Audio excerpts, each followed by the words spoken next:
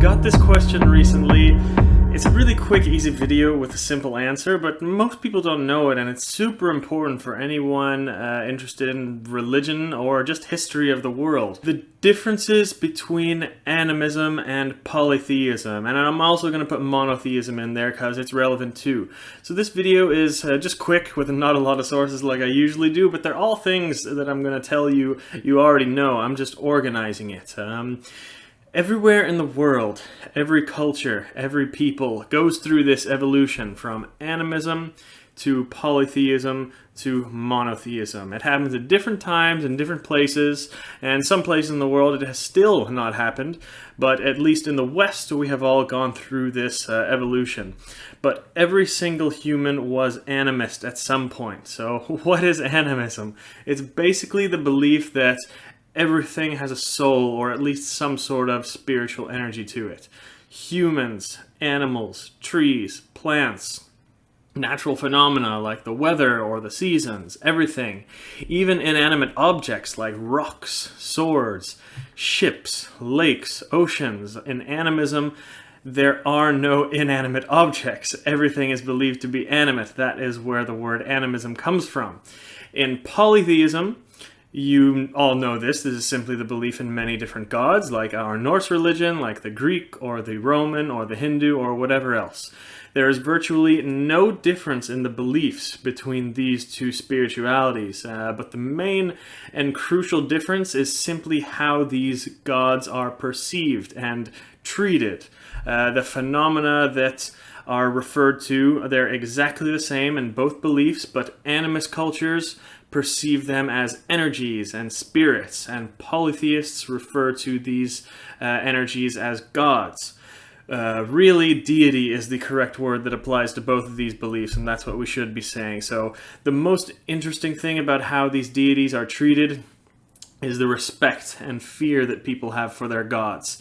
Animist cultures, you will find people actively trying to force their gods to doing things that benefit the culture. You will see animist cultures being aggressive towards their gods, shouting at their gods, doing rituals to frighten their gods into doing their work, even rituals to kind of lie and be sneaky and trick their gods into doing something for them.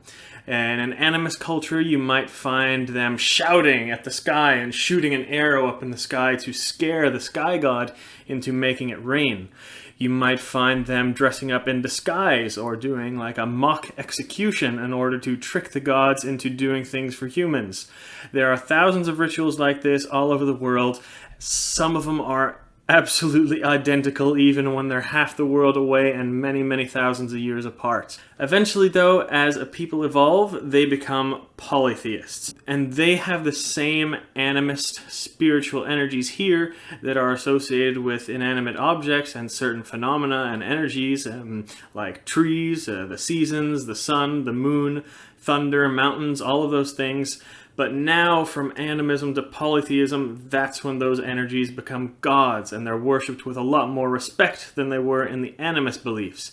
Now, humans here, they're not trying to force the gods to do things for them. They are asking nicely. They are praying, they are giving offerings, they're building temples, monuments dedicated to their gods, and of course they're creating myths about their gods to organize it into a way that's easy to understand and remember and pass through the generations.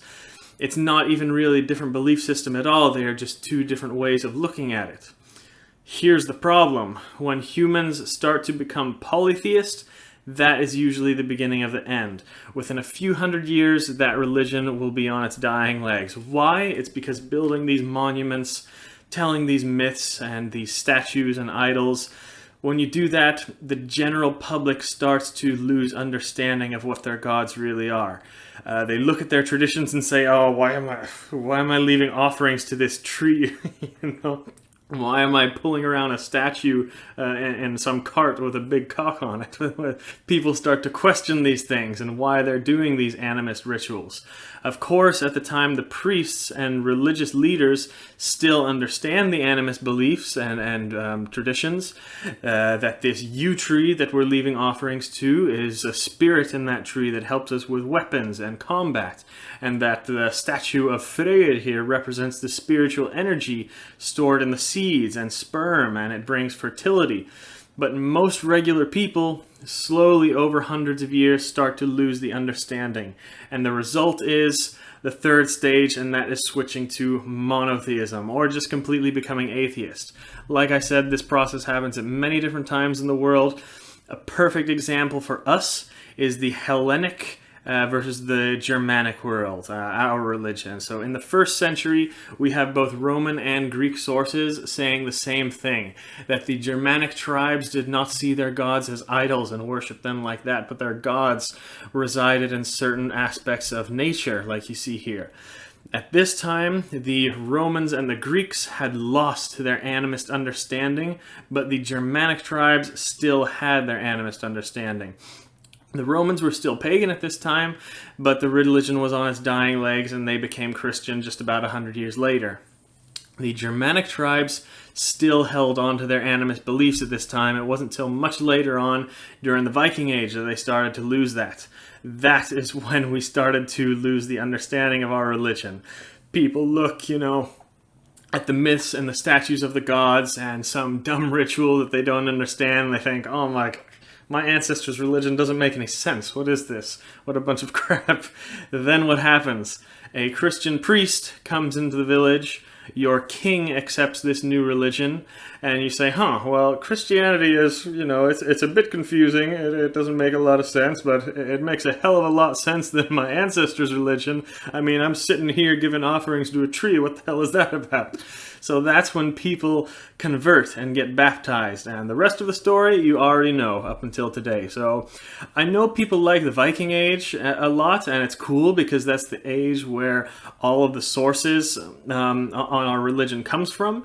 But remember, the Viking Age was a time where our beliefs and way of life was dying out. Humans were polytheist here in the middle for a few hundred years, certain cultures a few thousand years, but guess what? We were animist for a few 100,000 years. As long as humans have had a brain and could perceive the universe around them, they could see all of these energies and phenomena and try to influence it accordingly. This is all magic is too, actually, historically.